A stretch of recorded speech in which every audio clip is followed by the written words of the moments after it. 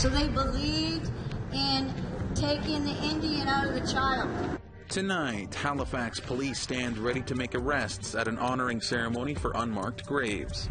I can say that our nurses' jobs are physically, emotionally, and mentally challenging. Plus, health services in Nunavut are taking a hit for the second year running. Freedom for me would be like being at home with my children. And a glimmer of hope. Canada's Justice Minister is reviewing the convictions of Odelia and Narissa Quaisance.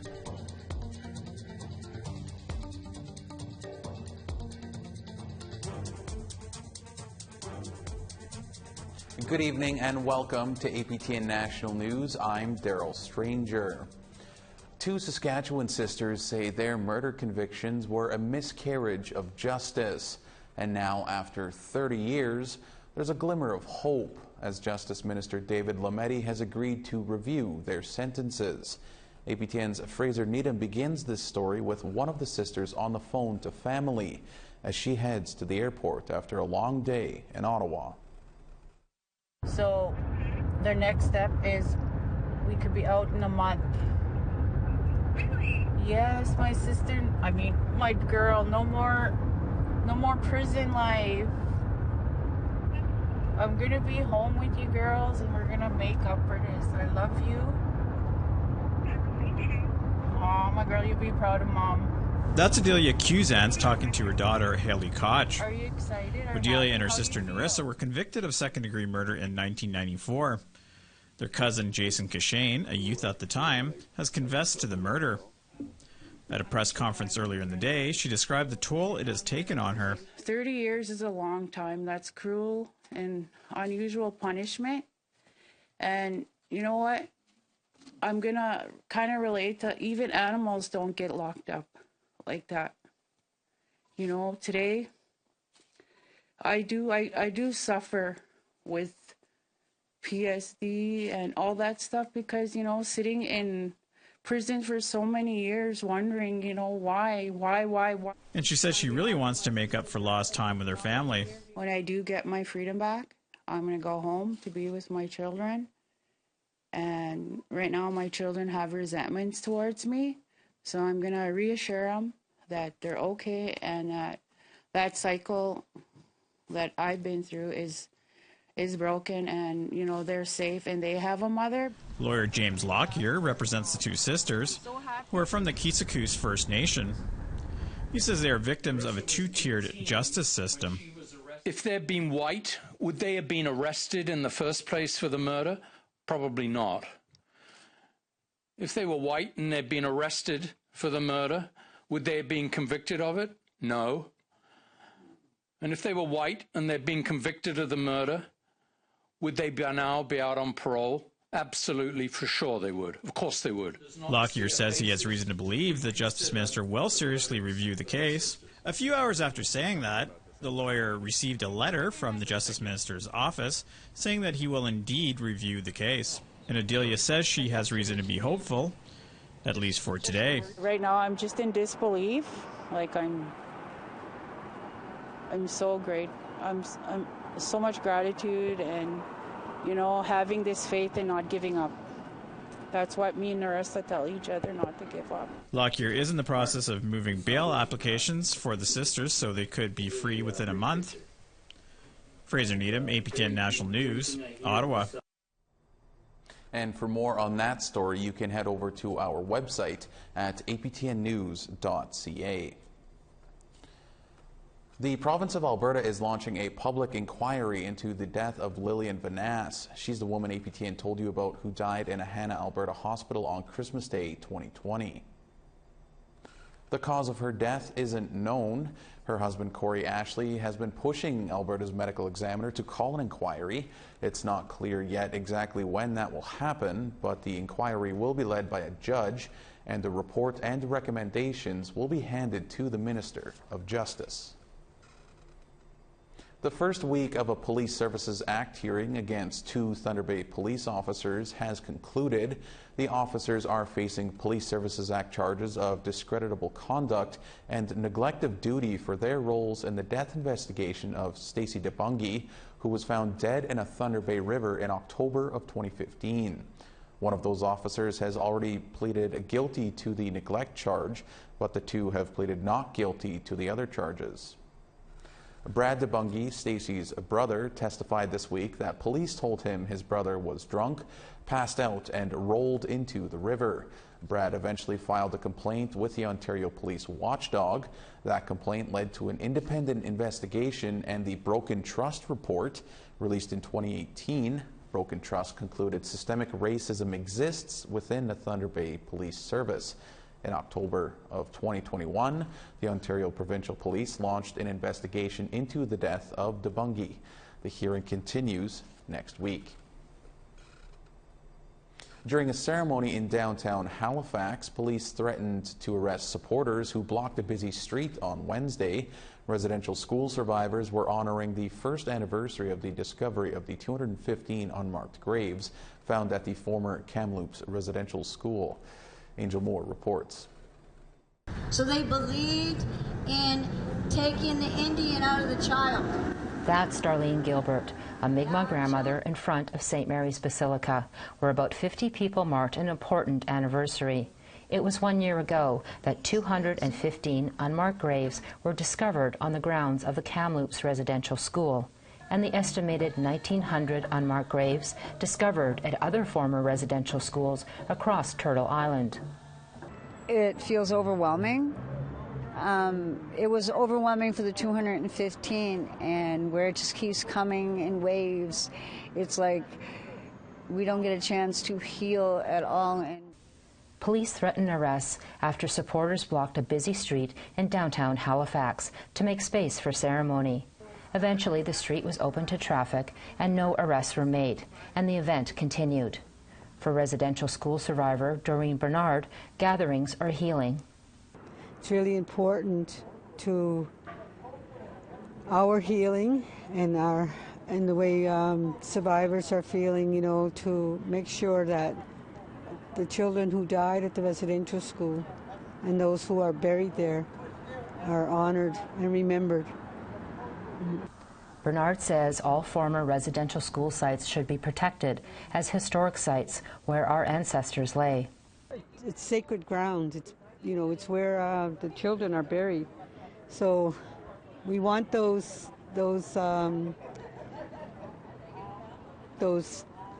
sacred sites to be acknowledged.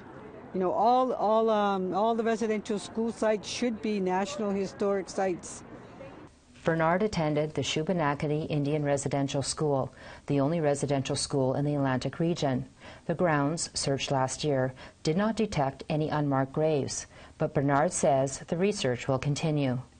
We still are doing the research for the Shubenacadie Indian Residential School. A year later, we're hoping to see that, as a survivor, I'm really hoping to see that research completed. Baby shoes were placed on the steps of the church to honor the children who did not make it home. So anybody that does want to drop off shoes for the next 2 weeks on these steps is more than welcomed. They will be respected. The shoes will be removed in ceremony in 2 weeks. Angel Moore, APTN National News, Jabutuk, known as Halifax. We want to hear what you think about the stories you've seen so far tonight. Here's how to continue the conversation. Send your emails to news@aptn.ca or leave a comment on aptnnews.ca. You can also find us on Facebook, Twitter, Instagram, YouTube, and TikTok. Follow APTN News to join the conversation and see our latest stories. All right, we need to step aside for a short break, but still ahead, local health services in Nunavut will be seeing reduced services for the second straight year. I urge all Nunavut to treat our staff, our nurse staff, with respect and understanding.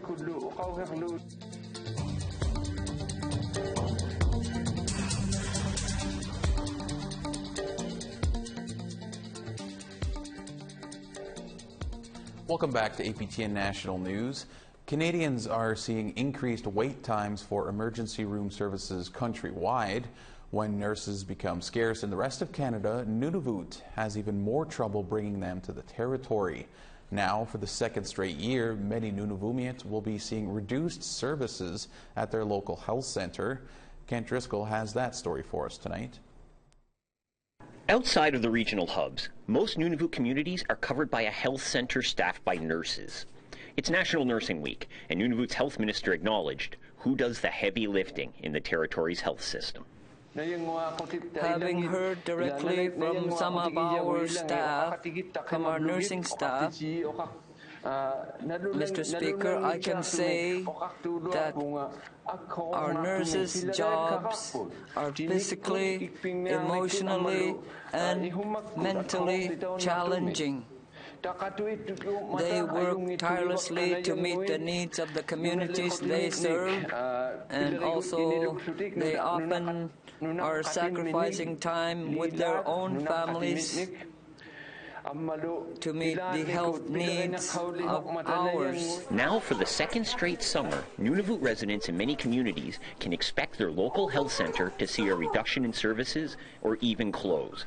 The health department says they plan to use remote health, fly-in services, and paramedics to cover the staffing shortfall.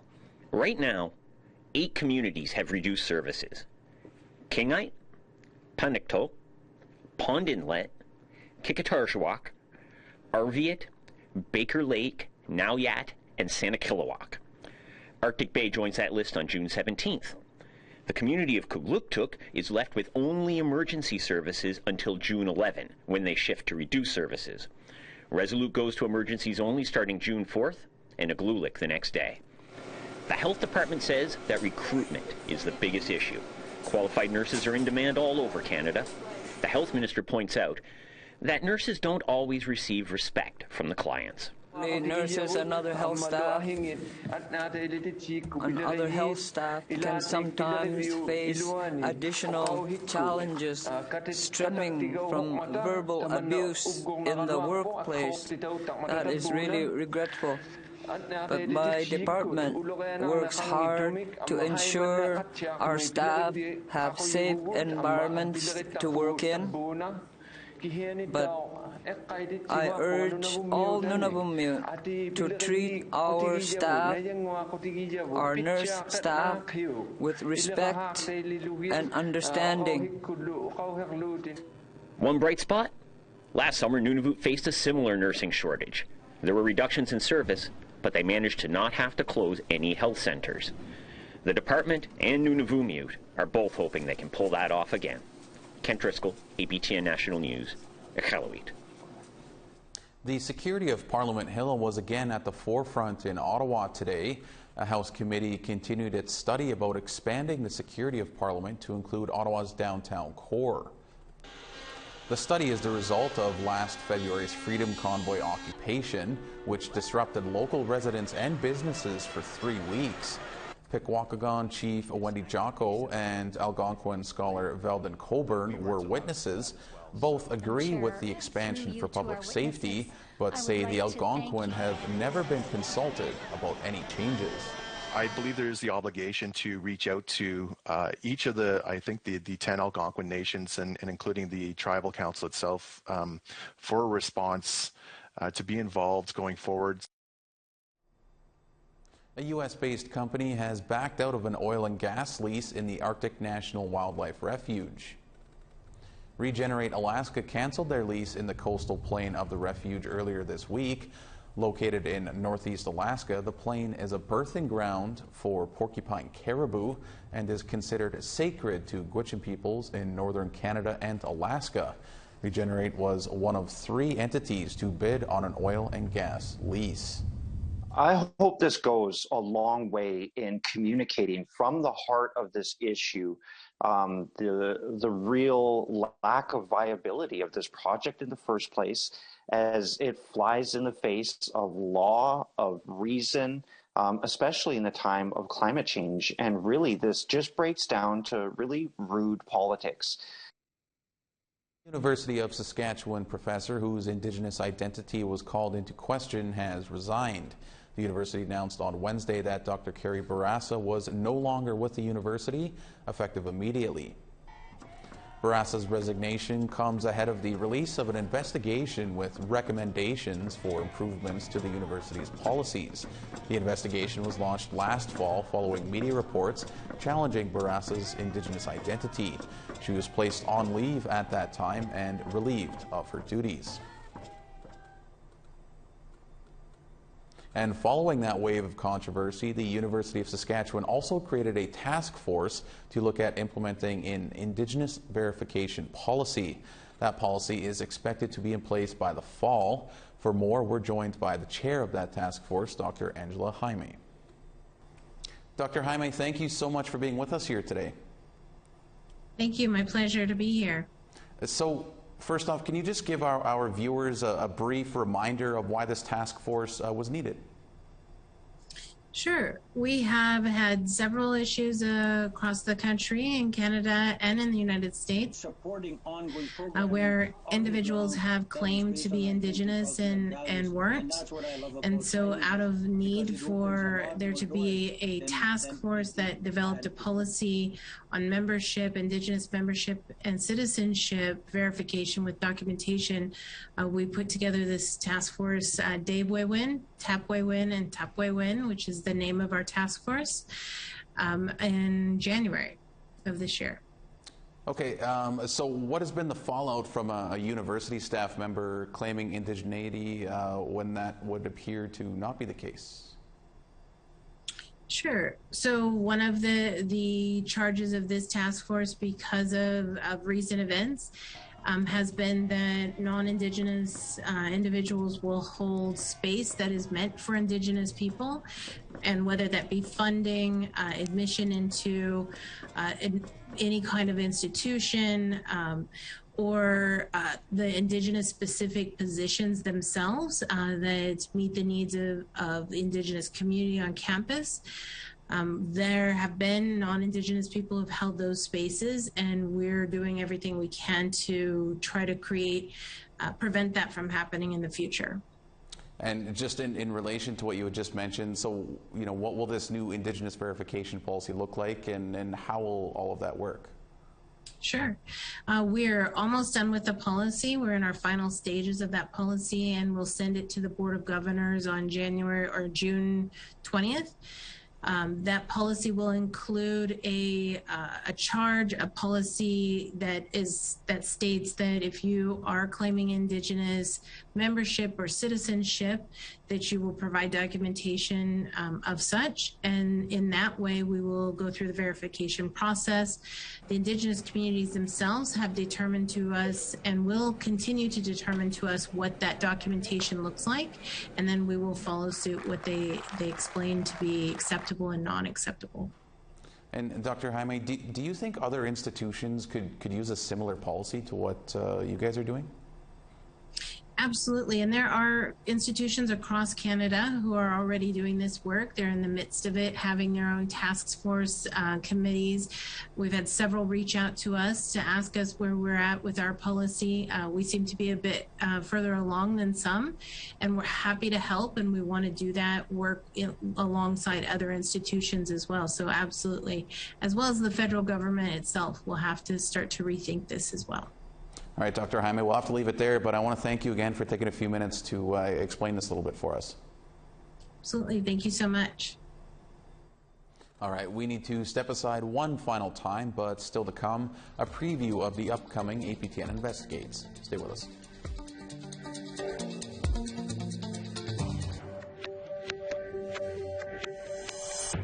Welcome back. It's time now for our photo of the day. From Okotoks, Alberta, Elizabeth Patura shared this great shot of waxwings taking a bath. They almost look like statues there.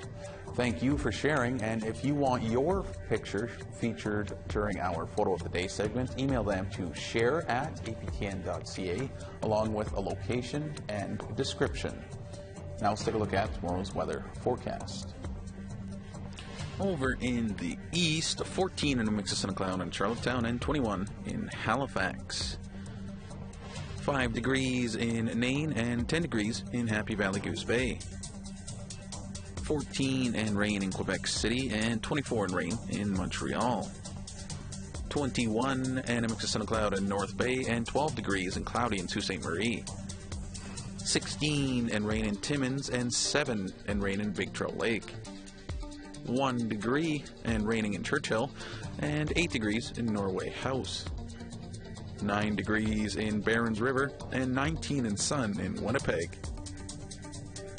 23 in Swift Current, and 22 in sun in Saskatoon. 21 and sunshine in Meadow Lake, and 14 in Stony Rapids. In the west, sunshine and 16 in Fort Chippewa, and 26 in Peace River. 23 in Edmonton, and 24 in Medicine Hat. 18 in Tofino with rain, and 21 in rain in Bella Coola. 14 in Prince Rupert, and 24 in Dease Lake. 24 in Whitehorse, and 22 in some clouds in Dawson. 14 in Norman Wells, and 19 in Yellowknife. 3 degrees in Inuvik, and 10 degrees in Colville Lake. 0 degrees in Cambridge Bay, and 6 degrees in Baker Lake. -5 in Resolute, and 8 degrees in Iqaluit.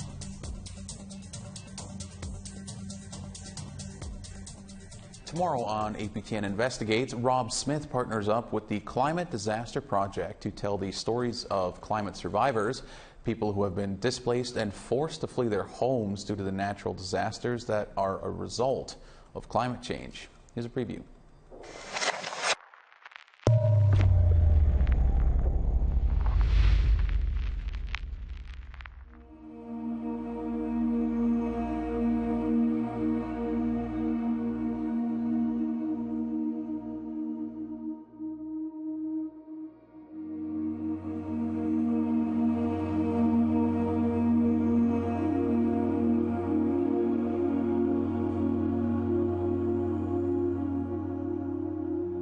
When we got to leave Merritt, there's flames 100 feet high on one side and 50 feet high on the other side, and we could feel the heat inside the car.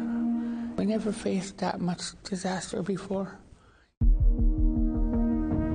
I think right now people are trying to find a way to understand what's happening with the climate crisis, and this project has been a really great way to bring students together with storytellers and folks that have experienced that, and talk about climate anxiety and all the different stories that are coming about from climate disasters. We know that climate change hits marginalized and vulnerable communities the hardest, the first, and the worst. This is their story. It's not our story.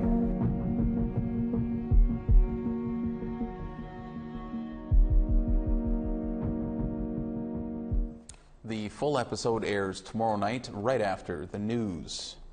All right, that's all we have for you tonight on APTN National News. As always, for more news, you can visit our website at aptnnews.ca. I'm Daryl Stranger. Thank you for joining us, and have a great night.